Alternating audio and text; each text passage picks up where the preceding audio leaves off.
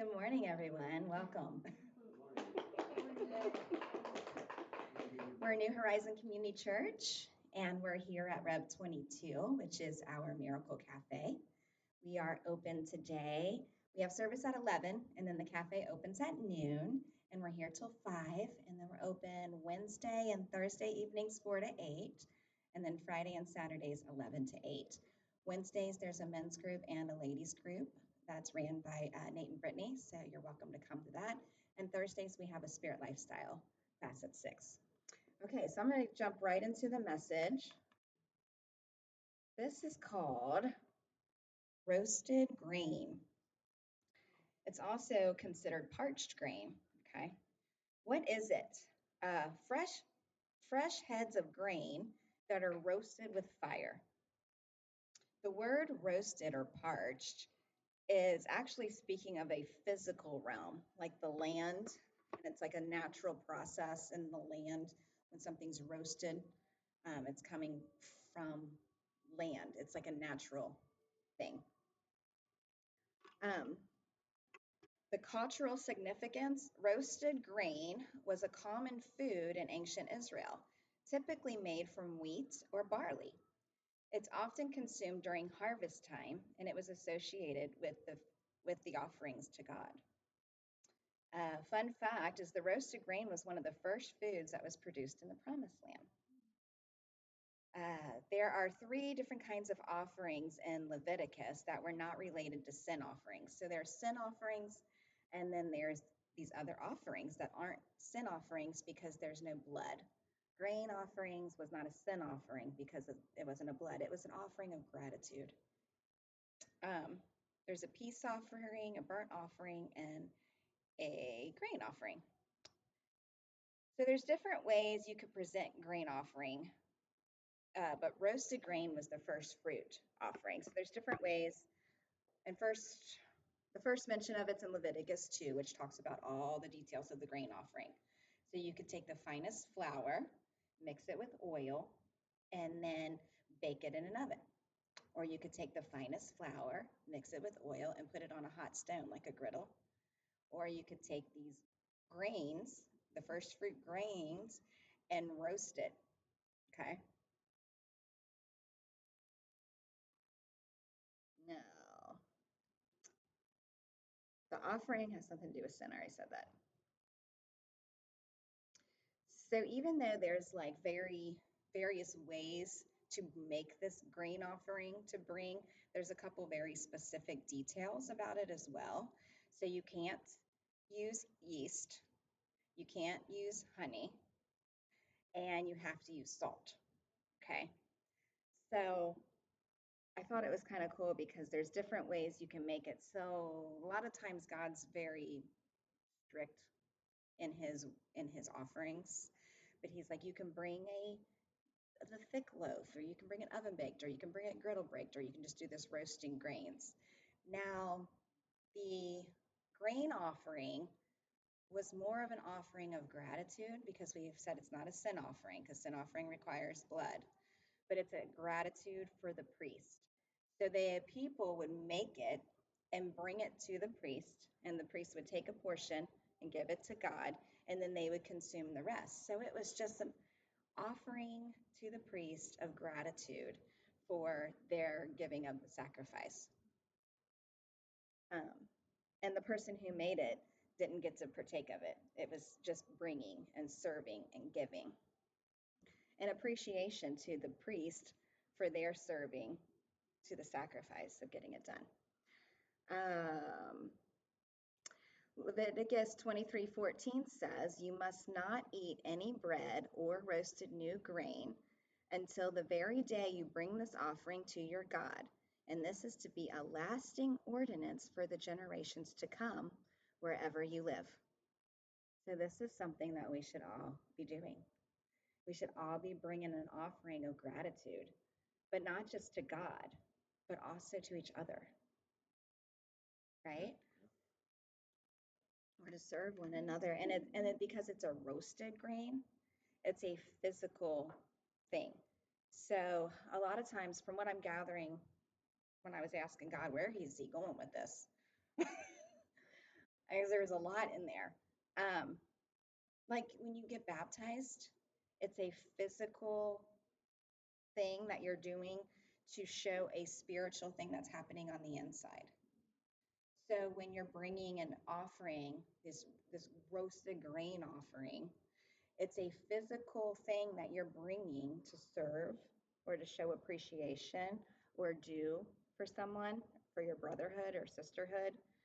That's a manifestation in the physical realm of what's going on the inside, like your appreciation to God, your appreciation to the Most High Priest and his sacrifice and his giving to you. And then out of that, you bring this gratitude to others out of your gratitude to him. And that's really what he started nailing it down, like at 9:30 this morning at the last minute. He really just started nailing it down. Like it's a physical, just like when you go and you physically say, I'm a sinner and I want to be saved. Like you're doing a physical thing to a spiritual transformation. When you go and you get baptized, you're doing a physical thing to a spiritual transformation. Well, when you bring an offering, a roasted grain offering of gratitude, it should be something physical that you're bringing out of gratitude to your God. Yeah. So your spiritual gratitude to God, giving him thanks for all that he's given and all that he is, and then manifesting that supernatural, like from the supernatural into the natural realm by roasting. You're going to roast the grain. Okay, you're bringing it into the natural realm as a giving, a serving, a gratitude to those around you, priest things. Okay.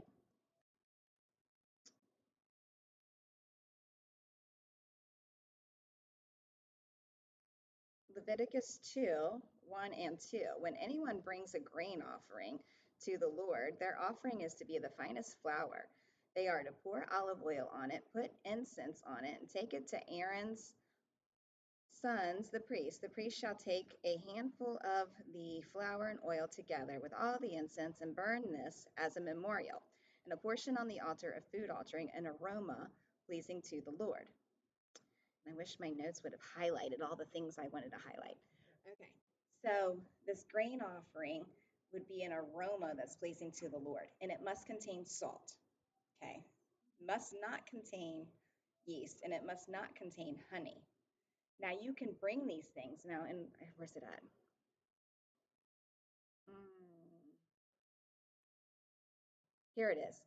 Leviticus 2 11 and 12 says, every grain offering you bring to the Lord must be made without yeast, for you are not to burn any yeast or honey in a food offering that's presented to the Lord.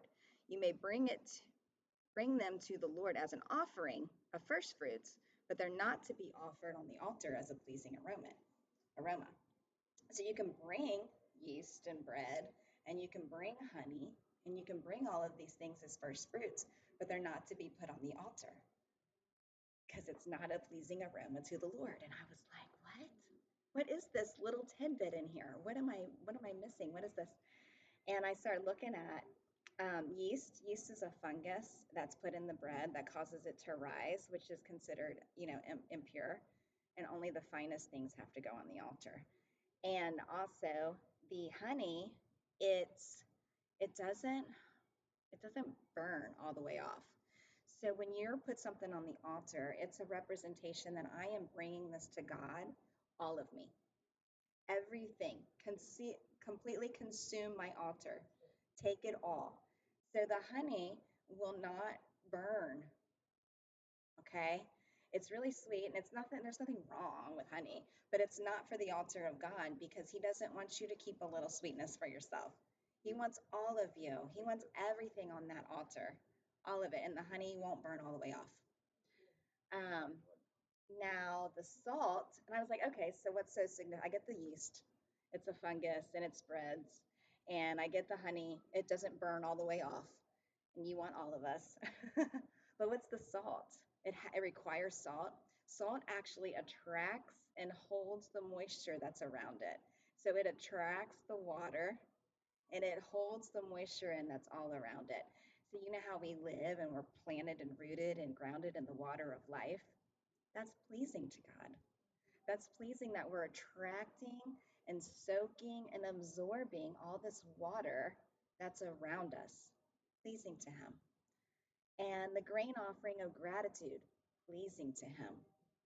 Okay, but the honey and the yeast, it's really, He's not saying it's not, there's something wrong with it. You can bring it as first fruits, but don't put it on the altar. It's not a pleasing aroma to Him. So it's not going to get Him a lot. You're not going to get a lot of attention because of it.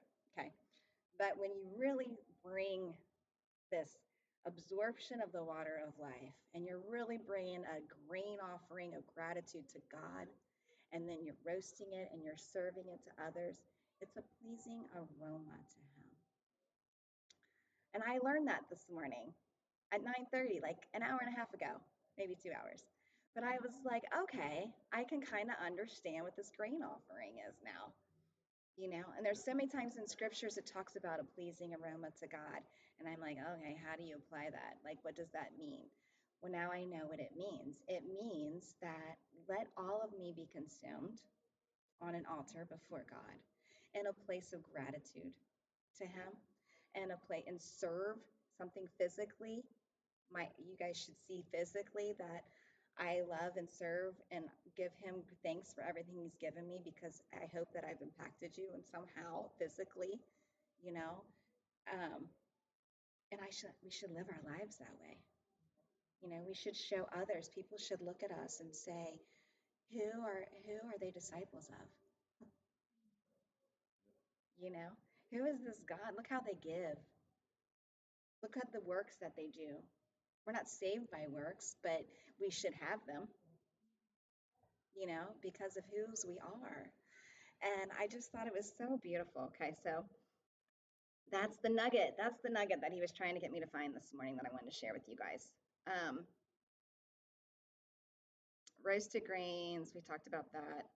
Almost contain salt.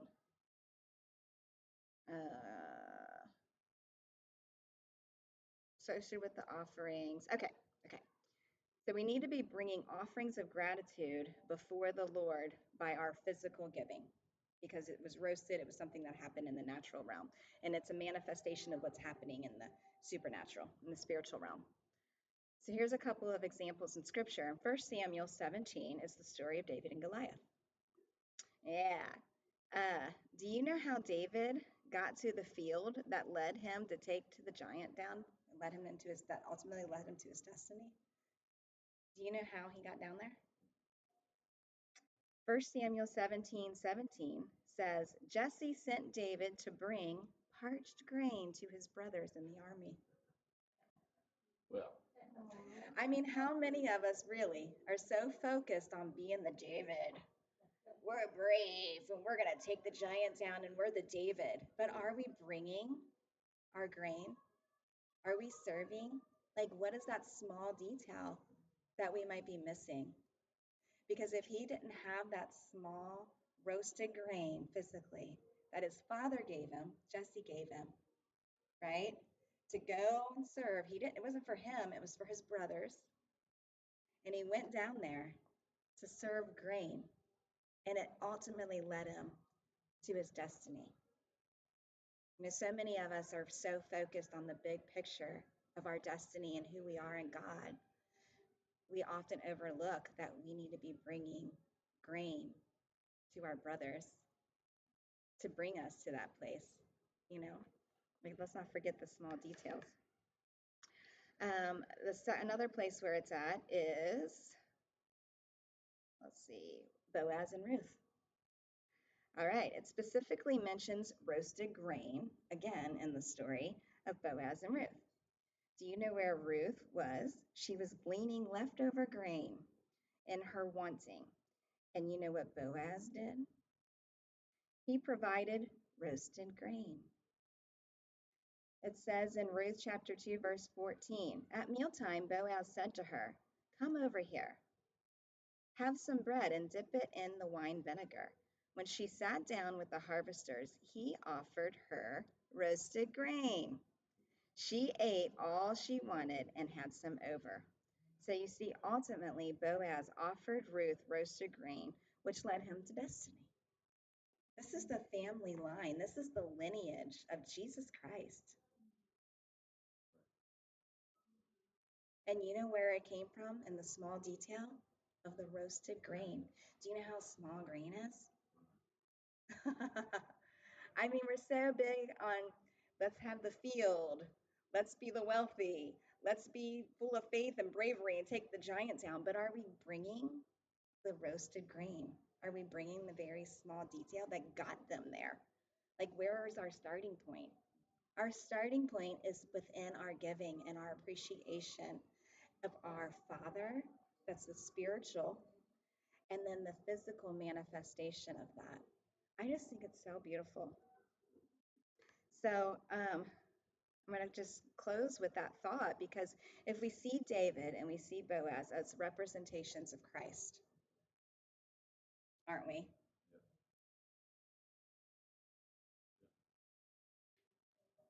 And they brought roasted grain. That's where roasted grain is in the scripture, an offering of praise and gratitude and giving.